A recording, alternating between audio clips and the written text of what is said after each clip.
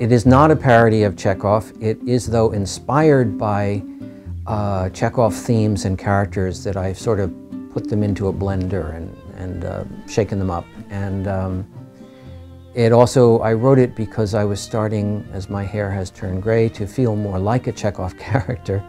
And it just made me want to write a modern day version. It does take place in the present in Bucks County, Pennsylvania, where I live actually.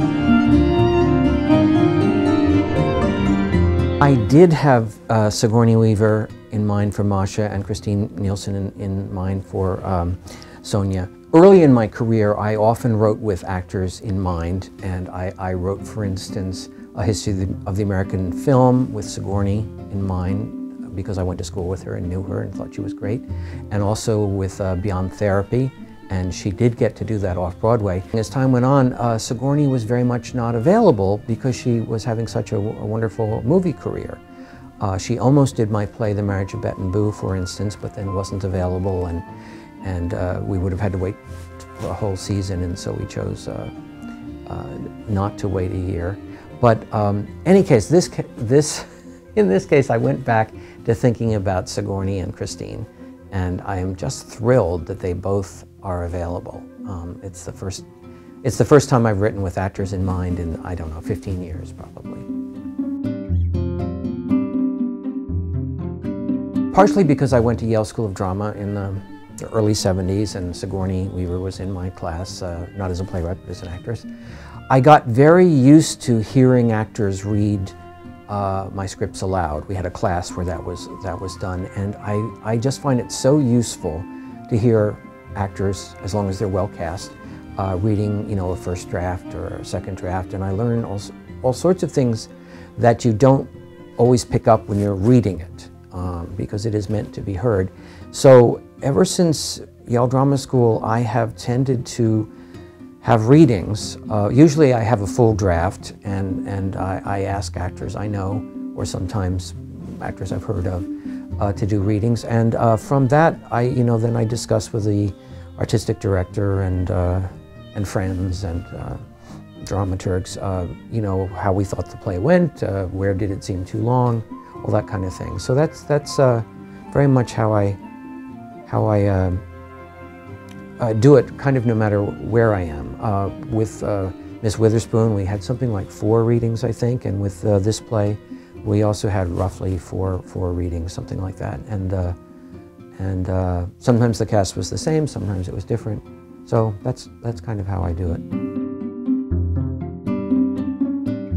My house started to remind me of the house, living in it reminded me of the Chekhov plays where, say, Constantine in the Seagull is living in this house, and his glamorous mother, the actress, is wandering about, or in Uncle Vanya and Sonia are living there, and the professor and his gorgeous wife are having a glamorous life somewhere else. So I didn't have the same frustrations, but I started to think of myself as that age when you look back and go, oh, why didn't I do this, or why didn't I do that? And that's so big in Chekhov, regrets for things not done or things that didn't go well. So I just found myself thinking of setting the play in a place like my house and making it modern. And when I did have the idea that they were named by professor parents with their Chekhov names, I got excited that that was a way to let them have some similarities but not be the same people, as well as also have it take place in the present time. So that's why I thought of it, getting older.